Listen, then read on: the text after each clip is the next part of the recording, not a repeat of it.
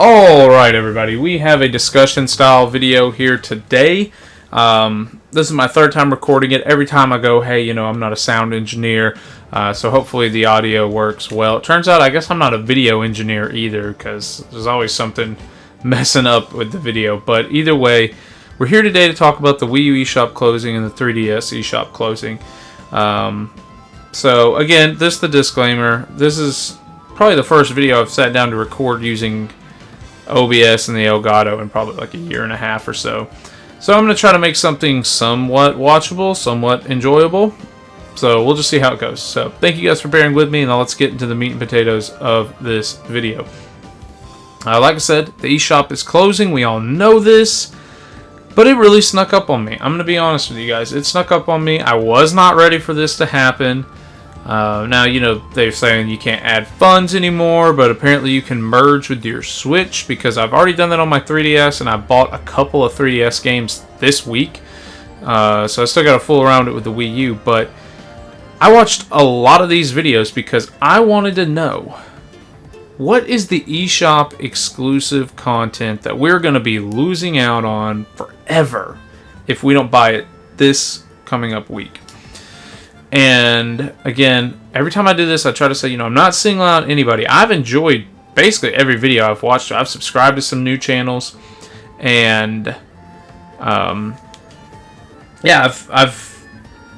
discovered a couple of awesome content creators.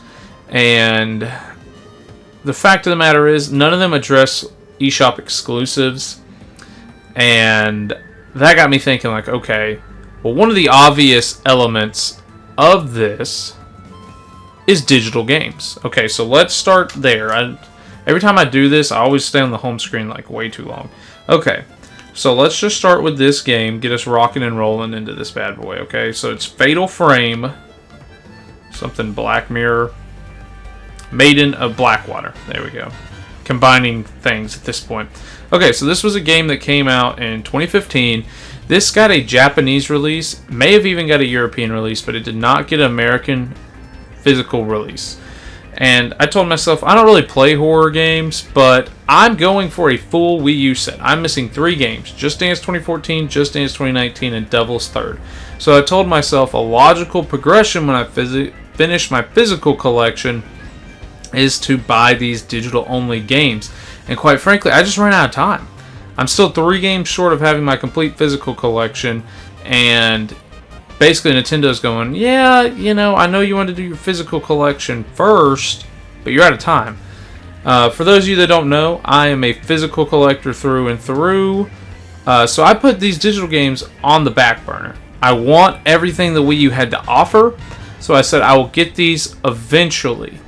Then Nintendo announced they were going to be closing the store and eliminating the funds, and I told myself it won't be like the DS and the Wii, where I just completely didn't do anything with either of those.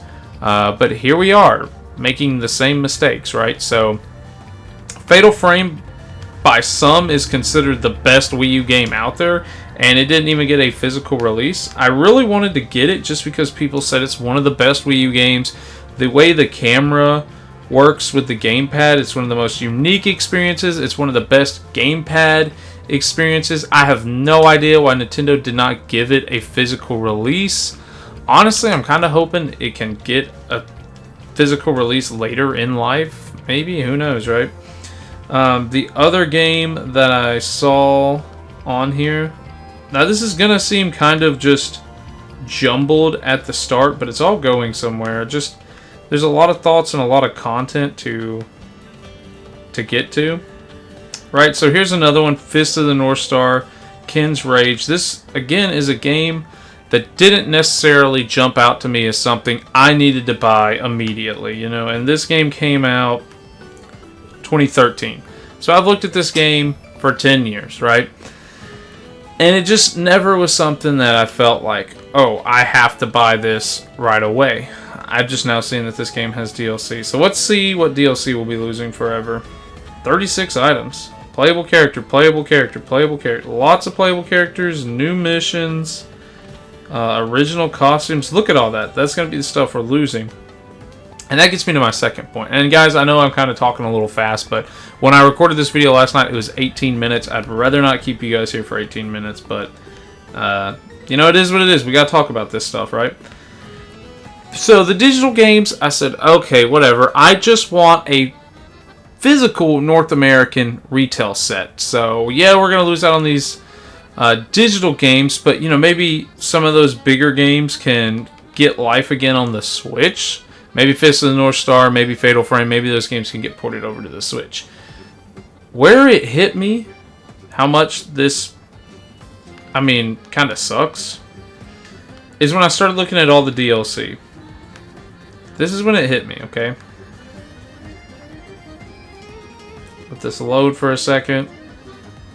Let's look at Breath of the Wild. View DLC. Give this a year to load. That was my phone. It normally does not make noises. I've got it on silent, so that kind of surprised me. Okay. So check this out. $20 for the Wild Expansion Pass. Gets you DLC Pack 1, DLC Pack 2. And this is the issue, right? I have Breath of the Wild on Wii U. I don't have this game on Switch. I was not going to buy it on Switch. I never had an interest to get this on Switch. I had it on Wii U. I beat it on Wii U. I wanted to get the DLC on Wii U. But if I don't get that DLC by the 27th or whatever it is, I just don't get to have it on the Wii U version. And again, this isn't the biggest casualty because this game is available on the Switch. And the same could be said if I just take you guys around here.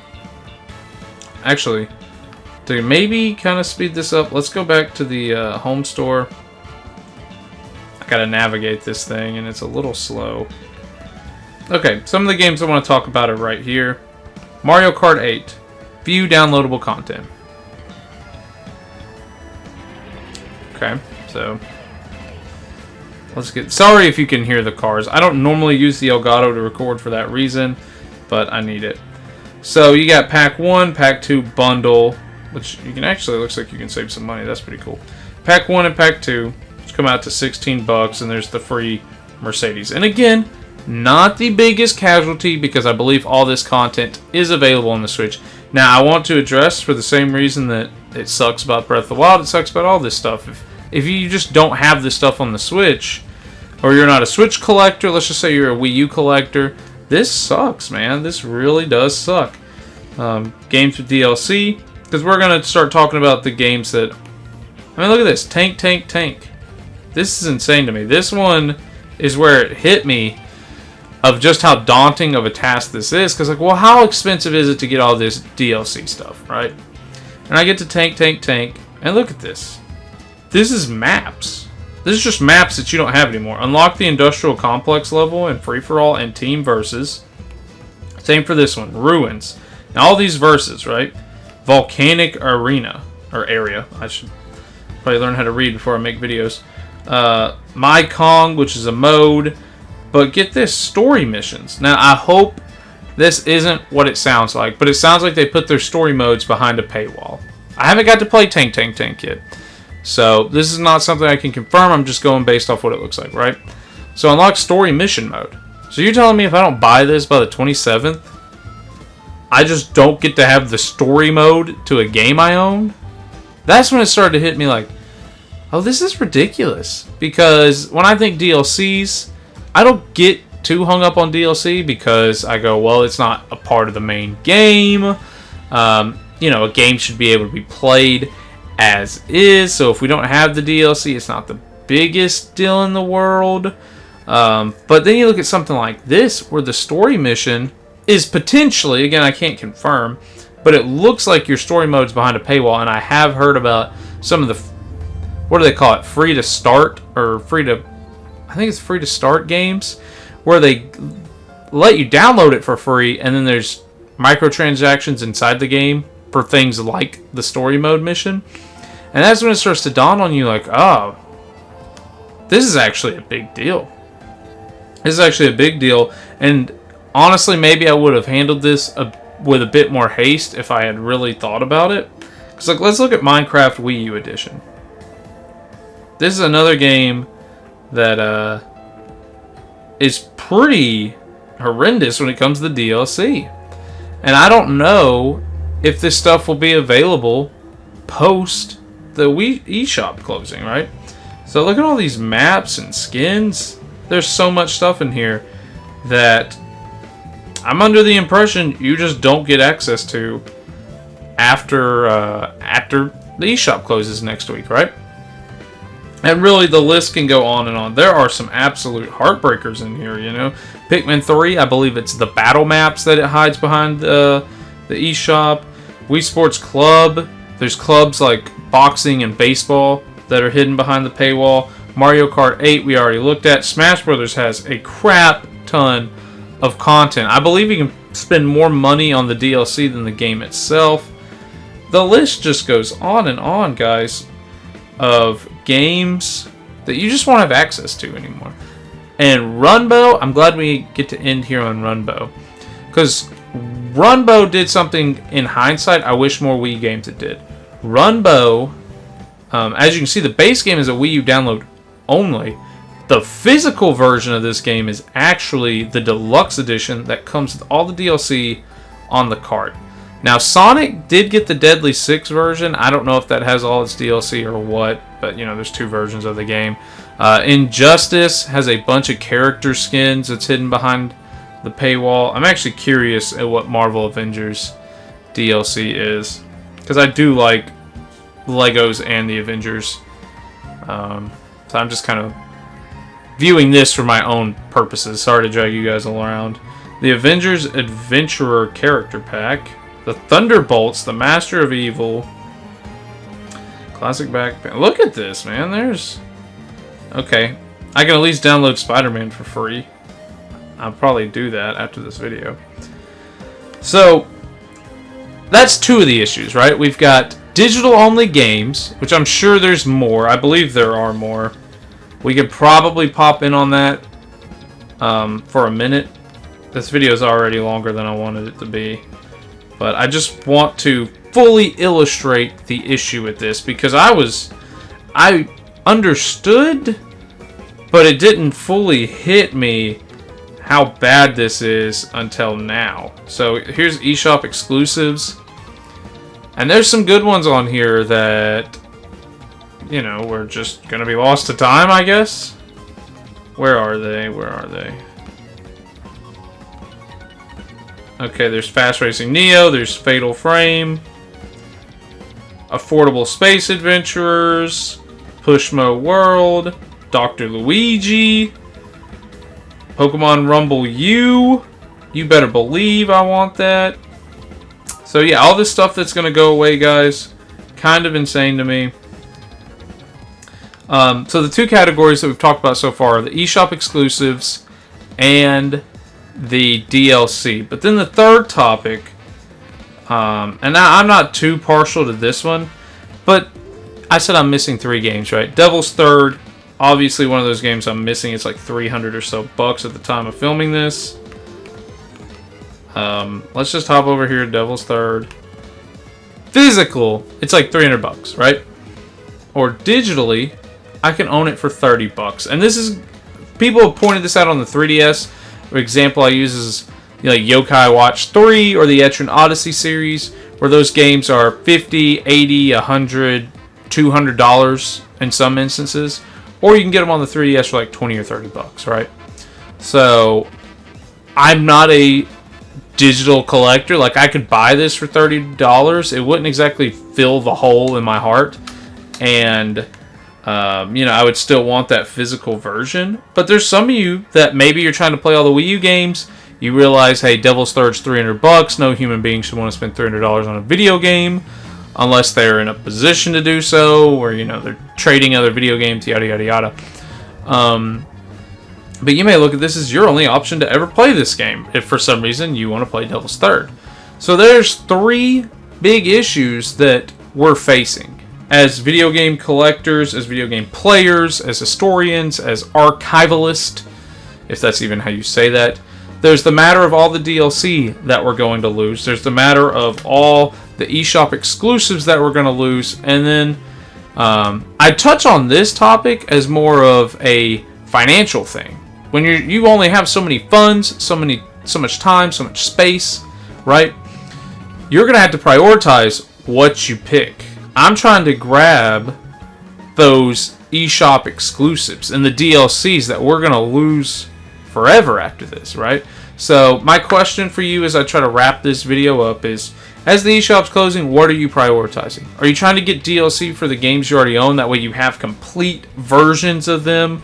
Are you trying to get games like Fatal Frame or any other eShop exclusives on either console? Are you trying to grab these expensive games that you'll never own? Like, it may make sense for someone to buy Twilight Princess on the eShop, because that game's kind of getting pricey. So I'd be very interested what you guys think about digital media and how we're losing it and how you plan to spend your money. There's a lot of topics. Like, this conversation really is open-ended. That's why it's so hard to keep this to like a 5 to 10 minute video, because there's so many things I want to touch base on. But that's going to do it for this one, guys. I'm going to try to record more videos. I want to do a discussion video a week, mix in some video game pickups. But you guys let me know what y'all want. Do y'all want like a retrospective of games, top 5 and top 10s, hidden gems? Just to borrow that term, I probably wouldn't call them hidden gems, but look, what do you guys want to see? I've been thinking, I know some people stream themselves like hunting for games. Some people are into that. So I've been debating on doing something similar to that, like trying to find sales and deals. So you guys just let me know what y'all want to see. But I'm definitely probably going to try to do a discussion video a week or so. Anytime I have like a thought on retro collecting, or anybody makes some interesting discussion videos, because there have been some really good discussion videos that I would like to respond to, kind of give my thoughts to. But that's going to do it for this one. If I'm going to come back and make videos, please let me know what you guys want to see, because as much fun as I have recording these, I would like to make content you guys actually want to see. So that is it for this one. Peace out, I guess. I don't remember how you end these things, but yeah, we'll see you in the next one.